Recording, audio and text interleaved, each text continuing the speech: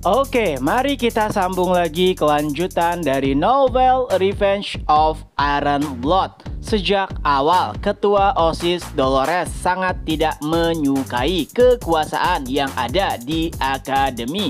Ya, ada 3 kelompok yang memegang kekuasaan, yaitu OSIS, aristokrasi, dan juga bangsawan. Tapi, baik itu aristokrasi ataupun bangsawan menggunakan kekuatan juga kekuasaan mereka untuk mempermudah hidup dan mempermainkan orang yang lebih lemah. Itu adalah sesuatu yang sangat tidak terpuji. Oleh sebab itulah Dolores sangat tidak menyukai fraksi aristokrasi dan juga bangsawan. Apalagi insiden baru-baru ini di mana kedua kelompok tersebut berusaha untuk menekan Fikir, walaupun pada akhirnya Fikirlah yang mempermalukan keduanya. Informasi tersebut tersebar begitu cepat dan perbincangan mengenai Fikir kembali menjadi sangat hangat. Ya, bagaimana bisa murid kelas 1 mempermainkan fraksi aristokrasi dan juga bangsawan? Semua insiden dimulai tak kala Fikir ingin menjual kulit genol. Siapa sangka pihak aristokrasi dan juga bangsawan bekerja sama untuk mendapatkan harga yang lebih murah karena jumlah kulit genol yang dimiliki oleh Fikir begitu banyaknya. Tapi alih-alih terjerat di dalam permainan aristokrasi dan juga bangsawan, Fikir malah membakar kulit genol tersebut di hadapan setiap orang sehingga pada akhirnya harga pun naik dan para bangsawan pun terpaksa membeli kulit genol Fikir dengan harga yang lebih mahal dibandingkan dengan harga asalnya. Tapi yang lebih menakjubkan di atas itu semua adalah tak kala Fikir menyumbangkan seluruh kekayaan yang ia dapat dari menjual kulit genol untuk dibagikan sebagai beasiswa kepada siswa yang tidak mampu membayar biaya akademi. Setiap orang bahkan sampai berharap jika Fikir memasuki OSIS dan bahkan juga berharap jika Fikir bisa menjadi ketua OSIS termuda. Di sisi lain, nampaknya Dolores kini mulai lebih tertarik dengan Fikir. Apalagi tak kala ia mendengarkan perbincangannya dengan Profesor Bansei yang ingin menyumbangkan seluruh uangnya untuk beasiswa atas nama beasiswa Nimpet ataupun Peri, bocah malang yang mati di tangan Dentalian. Kala itu Dolores berasumsi mungkin saja Fikir merasa bersalah atas kematian dari Nimpet ataupun Peri, dan itulah kenapa ia memberikan nama beasiswanya dengan nama beasiswa Nimpet. Apalagi walaupun ada banyak sekali pengurangan nilai Fikir dari segi perilaku, tapi nilainya adalah yang terbaik dalam ujian praktik ataupun tulis, dan itu membuat Dolores ingin menemui Fikir secara langsung. Ia pun bergegas untuk mencari di manakah Fikir berada. Salah satu anggota OSIS bertanya, "Ketua, kemana Anda akan pergi? Bukankah kita ada perkumpulan?" Tapi Dolores menunda perkumpulan tersebut karena ada hal yang lebih penting, yaitu bertemu dengan Fikir dan membicarakan banyak hal. Tapi sayangnya setelah menelusuri seluruh akademi, ia sama sekali tidak mendapatkan keberadaan Fikir dimanapun. Bukankah itu adalah hal yang aneh? Dan akhirnya Dolores pun mengingat kembali pelanggaran-pelanggaran yang diterima oleh Fikir karena sikapnya. Ya, Fikir seringkali memasuki ruangan-ruangan ataupun wilayah yang dilarang untuk dimasuki oleh siswa. Entah kenapa kejadian tersebut terus terulang. Dan setelah memahami jika Fikir bukanlah orang yang ceroboh tapi begitu teliti, Dolores pun meyakini pasti ada alasan kenapa Fikir sengaja memasuki ruangan-ruangan yang dilarang. Dan Dolores pun menuju seluruh lokasi di mana Fikir mendapatkan pengurangan poin. Dan dari lokasi-lokasi tersebut ada sebuah kesamaan. Itu adalah bangunan tinggi yang gelap.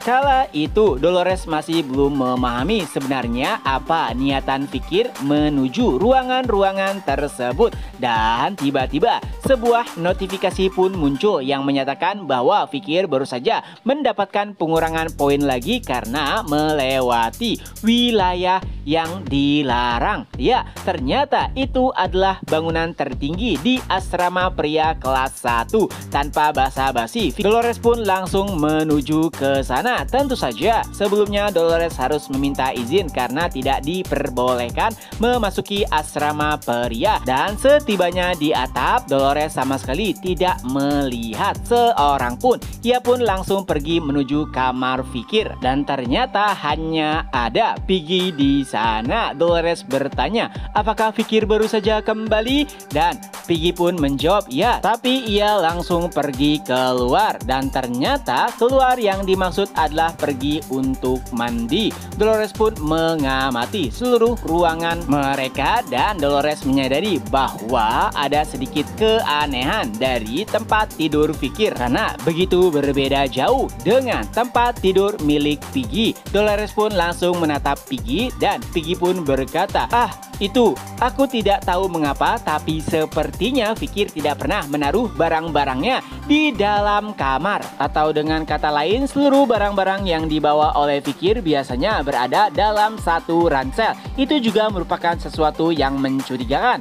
Dan karena Dolores tidak bisa lama-lama di asrama pria, pada akhirnya Dolores pun pergi dari asrama pria. Tapi sebelum itu ia juga berterima kasih kepada Piggy karena ada beberapa informasi baru yang ia dapatkan terkait dengan Fikir. Dan setelah Dolores pergi, ada sebuah pemikiran yang terbesit di kepala Piggy, yaitu apakah jangan-jangan ada hubungan rahasia antara Fikir dengan ketua OSIS? Keesokan paginya mata Dolores nampak begitu hitam karena ia harus begadang. Setelah kelelahan mencari Fikir, ia juga harus mengurus permasalahan OSIS. Ya, dalam waktu dekat akan ada kompetisi antara 4 akademi bergengsi. Jadi sebagai ketua OSIS, Dolores begitu sibuk mempersiapkan berbagai macam hal. Walau dipenuhi dengan berbagai macam kesibukan, Dolores tetap yakin bisa membagi-bagi waktunya dan yang paling penting adalah menemukan Fikir. Tapi saat memasuki ruangan OSIS, seluruh mata anggota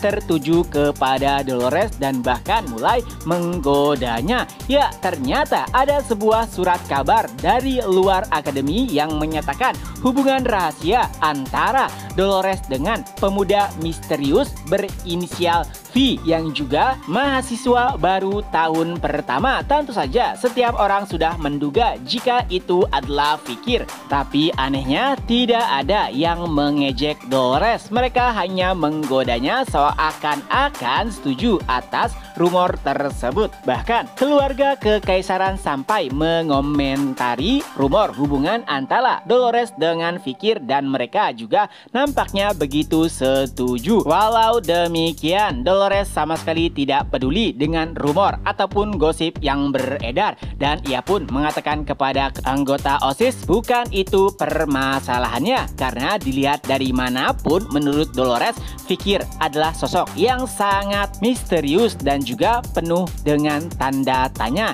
Dan anehnya beberapa anggota OSIS sepertinya setuju dengan argumen tersebut. Setelah membicarakan beberapa hal dengan anggota OSIS secara tidak sengaja, Dolores pun melihat anak-anak kelas 2 sebanyak 6 orang yang pernah ia tegur sebelumnya tengah berurusan kembali dengan anjing kecil yang Dolores beri nama Coco. Tentu saja itu membuat Dolores kesal, padahal dahulu Dolores telah memperingatkan mereka jika mereka berurusan kembali atau mengganggu Coco, mereka akan dikeluarkan. Dolores pun langsung menghampiri segerombolan siswa tersebut, tapi anehnya alih-alih mereka yang mengganggu Coco, malah tubuh mereka lah yang penuh luka. Ya, anehnya Dolores melihat dengan mata kepalanya sendiri bagaimana Coco bergerak dengan cepat dan menghajar setiap siswa tersebut. Tentu saja itu adalah hal yang yang tidak wajar. Tubuh Koko begitu kecil, tapi pergerakan dan juga kekuatannya mungkin melampaui